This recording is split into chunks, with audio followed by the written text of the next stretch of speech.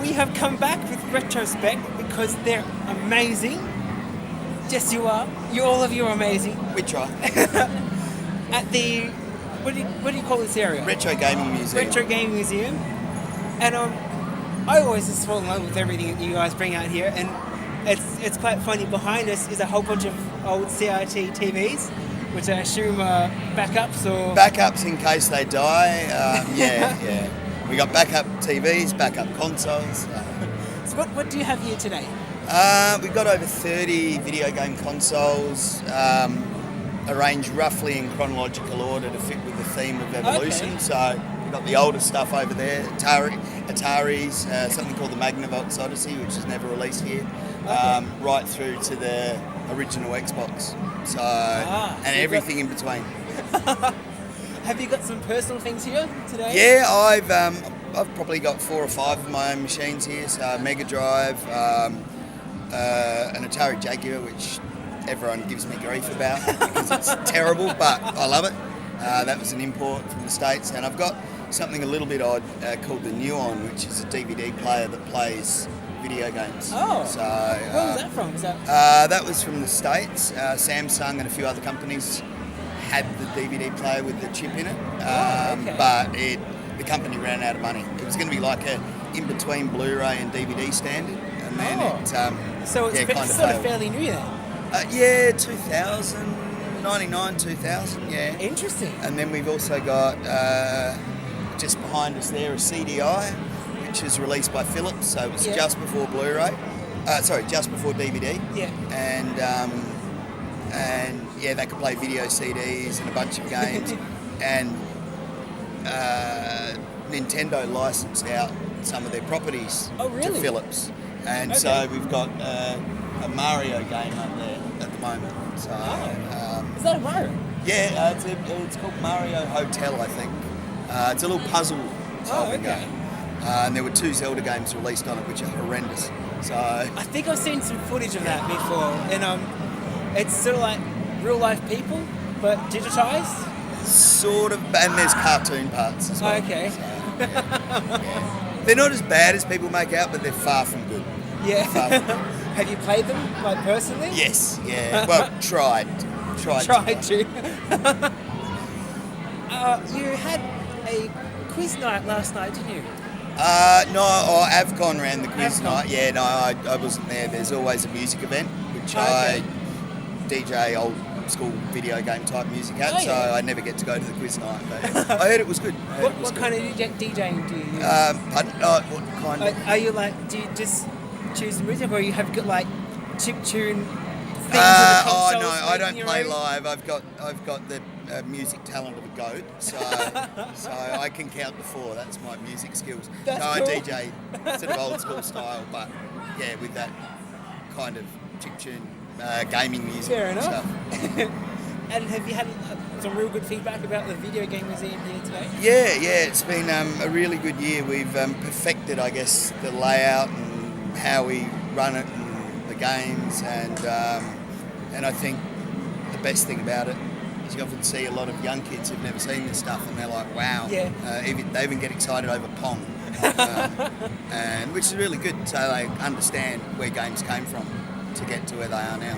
So, yeah. What's sort of more of the more rare consoles here today? I guess the new one and the CDI that I mentioned. The Jaguar, I'm just thinking. We have Japanese variants of the NES, so the Famicom, which isn't particularly rare, but was never released here. And the game is slightly different. Just thinking, we've actually got a little Macintosh computer there that is running emulated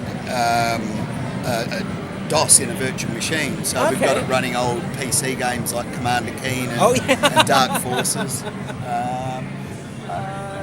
We've got the Magnavox Odyssey, which was never released over here. That was sort of around the late 1970s. Yeah. And it's got a keyboard on top of it that was used for some educational games. Oh, okay. And it's running a game at the moment called Casey Munchkin, which was a rip-off of Pac-Man but different. and they got sued back in the day. Oh, And it really? was supposed to be taken off the shelves, but we've managed to get a copy of that. Oh, wow. So it's a really good game, actually. The dots move around, and so it's a little bit different than Pac-Man. So. The collection here today is sort of a mixture of everyone else's personal collection, isn't it? Yeah. Sort of?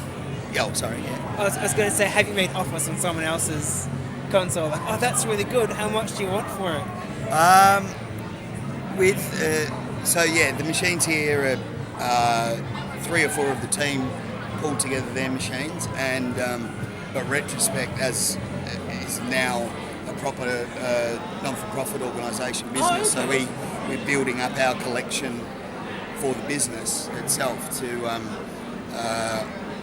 do not just AVCON, we do multiple other events around South Australia, and in 2 weeks we're going to GammaCon in Canberra. Okay, So we're going to have a museum over there as well. So And we're how reaching has out there. Retrospekt evolved? Because I think first time we talked to you about the website that one of you were building was still working in the background, and now it's launched. Yeah, so it's been relaunched. There's been a fair bit of new content up till about April this year, and we've just put pause on it a bit for the next phase as we grow. But we'll see that when new articles start appearing again. So check out the website. Yes, we'll stick it up there somewhere, maybe, or somewhere there. It's always just so amazing to see the consoles survive all this time. A lot of the old ones are pretty well bomb-proof. They were built really, really strong. The only things that tend to wear out mostly are the pins on the cartridges, or at events like this, the controllers themselves. They get a bit of a battering. So we've got our tools over there and our isopropyl, and pull them apart, do a bit of emergency surgery. And so I'm guessing you guys know how to repair stuff that yeah, happens? we've got a few pretty good tech minds in the group. That's good. Which always comes in handy. Thanks for having a chat to us, and it's always, as I said, I've probably said amazing too many times, but it is. It's just so wonderful. There you go, it's a different attitude to see all these things bring back to life and rejuvenate the retro. I guess within Australia, the prices for these things are probably a little bit inflated. Yeah.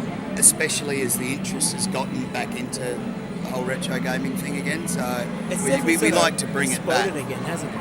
Yeah, a little bit, but that's why we like to bring it to these kind of events and go, hey, check it out. You can play these things, and and when people ask, I always say, just look out for bargains. Well, I'll say that's expert advice, isn't it? Thanks for having a chat to us. No worries. We'll definitely see you next year. See you next time. And see you in a minute.